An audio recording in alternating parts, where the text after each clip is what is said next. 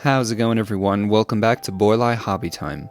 I have had quite a few requests for a General Grievous with illuminated lightsabers, and it's a project I have wanted to work on, but have not been able to until now. I've been looking for this specific model kit for a while now, and it's available online, but you'll have to pay like double or triple the usual price, so I held off. And I'm glad I did, because a couple weeks ago, I was at a hobby store near my house, and nestled in the back in the model section was this kit. Had a little bit of damage on the box, and it was kind of dusty, like it had been in storage for a while, but I bought it, and I brought it home, and otherwise, it was in perfect condition. The kits snap together super easily, just like all of Bandai's kits do. This one is a little more fragile than the human figure models, so when I got it together without breaking anything, that was very encouraging. The kit comes with a pair of arms, so you can put those on and make him look like Hopper from A Bug's Life. Those puny little ants. Next, I assembled Grievous's victim, and I know what you're thinking. Grievous never fought any Stormtroopers dummy. Well, the reason I'm using this Stormtrooper kit is because the Clone Trooper kits are borderline impossible to find right now. So the closest thing I had available was the Stormtrooper. There are some noticeable differences, obviously, but if you swap out the helmet, it looks close enough. There's a neat little trick that I learned. If you stack up all of these sprues on top of each other and drop it in just the right way, the kit will assemble itself. Both of these kits are the same scale, so as you could see, it would be very intimidating to run into Grievous in real life. Luckily, I had an extra Phase 1 Clone Trooper helmet from a previous project, so I swapped that out with the Stormtrooper helmet, and he was good to go. I'm going to be putting the figures on this base.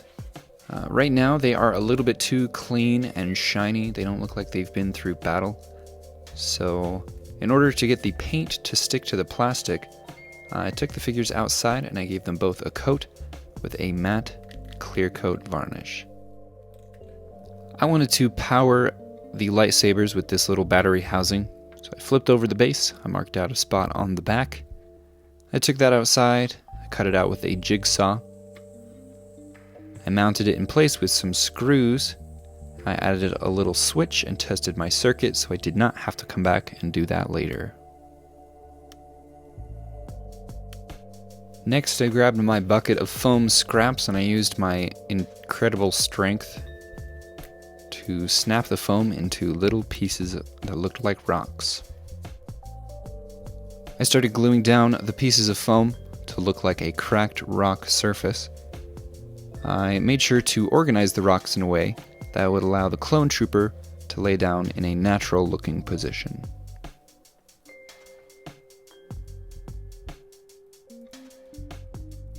I then whipped up some plaster paint and Mod Podge terrain paste, and I gave all of the foam a solid slathering. I then left that to dry, and once it was dry, I covered it with a watered down scenic glue. I sprinkled on some larger pebbles, some medium grit sand, and some fine grit sand.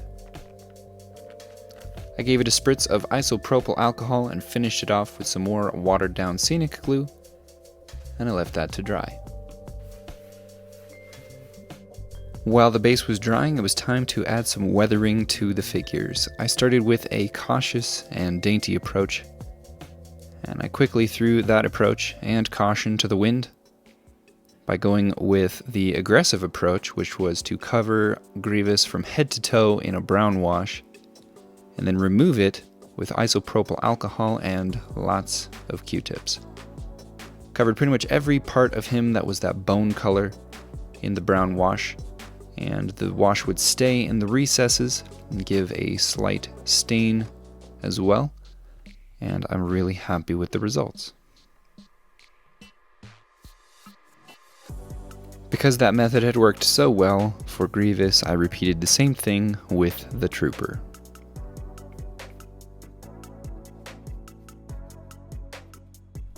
I also wanted to have a slash across the chest where Grievous had slashed him. So I got out the Dremel and I started carving away at the plastic.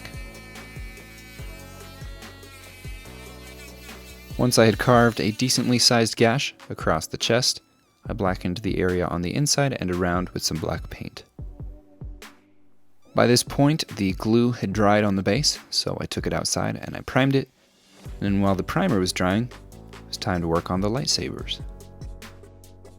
I grabbed my trusted cocktail straws. I also got out 4 LED filaments, 2 warm white and 2 blue. And I straightened out some enameled copper wire. This will act to give some strength to the lightsabers as well as get power to the far end of the filament.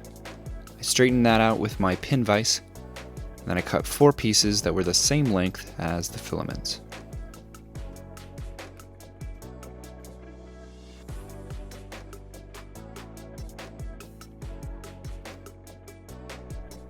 I then scraped off the enamel coating on each end of those 4 pieces of wire, and I soldered a little bead of solder to each end as well.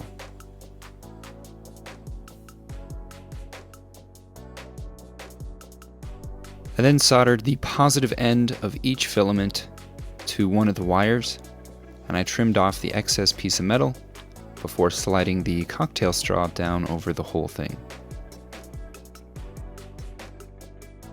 Once I had slid the cocktail straws down over each of those filaments, I trimmed the straws to length, and then I used some electrical tape to wrap around what will be the hilt of the lightsabers. The hands on Grievous are a little too small to allow for much detail, so this'll have to do. I connected all of those to some wires, and I set them aside to finish the base.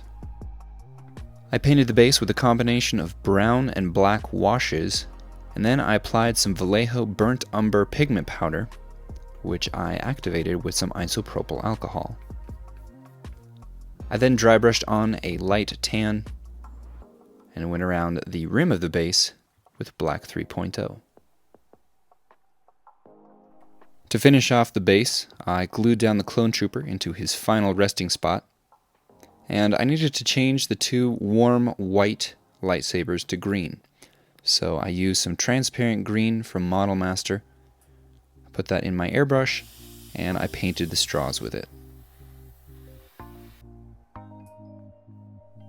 Then I put all of the lightsabers into Grievous's hands, and I ran the wires around the back of his arms and connected them on his back. I soldered all of the positive leads together and all of the negative leads together. That way I could run 1 wire each down through his foot, and it was a little less cluttered. I anchored one of Grievous's feet to the clone, the other one I anchored to the base itself, and the very last thing to do was to solder all of my connections and tuck the wires away. After that, I called it good.